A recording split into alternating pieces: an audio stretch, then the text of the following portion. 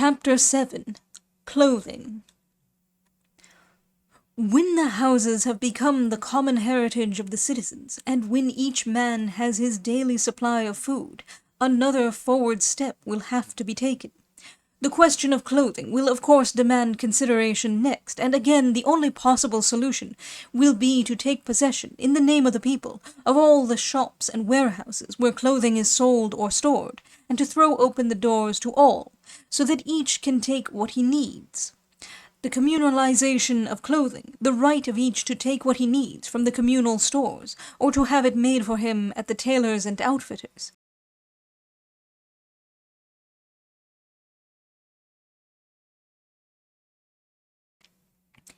is a necessary corollary of the communalization of houses and food.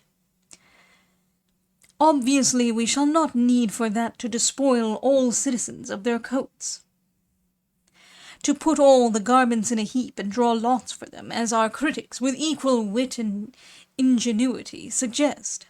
Let him who has a coat keep it still. Nay, if he have 10 coats, it is highly improbable that anyone will want to deprive him of them, for most folk would prefer a new coat to one that has already graced the shoulders of some fat bourgeois, and there will be enough new garments and to spare, without having recourse to second-hand wardrobes.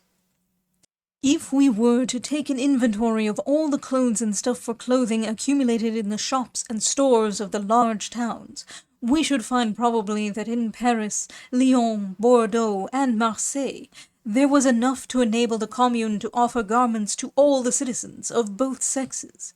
And if all were not suited at once, the communal outfitters would soon make good these shortcomings. We know how rapidly our great tailoring and dressmaking establishments work nowadays, provided as they are with machinery specially adapted for production on a large scale. But everyone will want a sable-lined coat or a velvet gown, exclaim our adversaries. Frankly, we do not believe it. Every woman does not dote on velvet, nor does every man dream of sable linings. Even now, if we were to ask each woman to choose her gown, we should find some to prefer a simple, practical garment to all the fantastic trimmings the fashionable world affects. Tastes change with the times, and the fashion in vogue at the time of the Revolution will certainly make for simplicity. Societies, like individuals, have their hours of cowardice, but also their heroic moments. And though the society of today cuts a very poor figure sunk in the pursuit of narrow personal interests and second-rate ideas, it wears a different air when great crises come. It has its moments of greatness and enthusiasm. Men of generous nature will gain the power which today is in the hand of jobbers. Self-devotion will spring up, and noble deeds beget their like. Even the egotists will be ashamed of hanging back, and will be drawn in spite of themselves to admire, if not to imitate, the generous and brave. The great revolution of 1793 abounds in examples of this kind, and it is ever during such times of spiritual revival, as natural to societies as to individuals, that the springtide of enthusiasm sweeps humanity onwards. We do not wish to exaggerate the part played by such noble passions, nor is it upon them that we would found our ideal of society. But we are not asking too much if we expect their aid in tiding over the first and most difficult moments. We cannot hope that our daily life will be continuously inspired by such exalted enthusiasms, but we may expect their aid at the first, and that is all we need.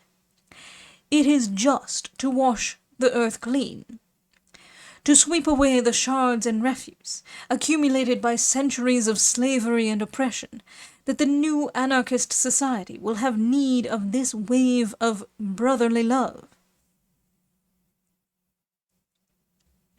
Later on, it can exist without appealing to the spirit of self-sacrifice, because it will have eliminated oppression, and thus created a new world instinct with all the feelings of solidarity. Besides, should the character of the revolution be such as we have sketched here, the free initiative of individuals would find an extensive field of action in thwarting the efforts of the egotists. Groups would spring up in every street and quarter to undertake the charge of the clothing. They would make inventories of all that the city possessed, and would find out approximately what were the resources at their disposal. It is more than likely that in the matter of clothing the citizens would adopt the same principle as in the matter of provisions. That is to say, they would offer freely from the common store everything which was to be found in abundance, and dole out whatever was limited in quantity. Not being able to offer to each man a sable-lined coat and to every woman a velvet gown, society would probably distinguish between the superfluous and the necessary, and, provisionally at least, class sable and velvet among the superfluities of life, ready to let time prove whether what is a luxury today may not become common to all tomorrow, while the necessary clothing would be guaranteed to each inhabitant of the anarchist city. It would be left to private activity to provide for the sick and feeble those things, provisionally considered as luxuries, and to procure for the less robust such special articles as would not enter into the daily consumption of ordinary citizens. But, it may be urged, this grey uniformity means the end of everything beautiful in life and art. Certainly not, we reply, and we still base our opinion on what already exists. We propose to show presently how an anarchist society could satisfy the most artistic tastes of its citizens without allowing them to amass the fortunes of millionaires.